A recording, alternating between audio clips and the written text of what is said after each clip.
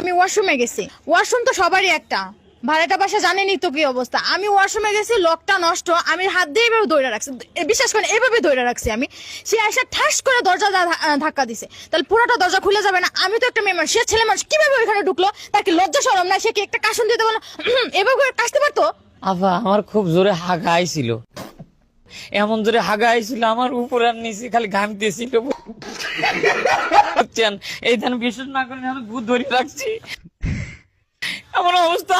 আমার মনে করছে হাগার চোদরে বাঁচতেছি না আমি, কি জানি সে ভিতরে রয়েছে আর ভিতরে থাকবে, সে খিল আটকা দিবি লয়। আমার জোরে হাগার চোদনে মনে করেন যে এমন জোরে মনে করেন ধাক্কা মারছি, ধাক্কা খায় দেখি যে জিনিস দেখিনি কোনোদিন সে জিনিস দেখে ফেলাইছি, দেখে ফেলার পর আমি হ্যাং হয়ে গেছি।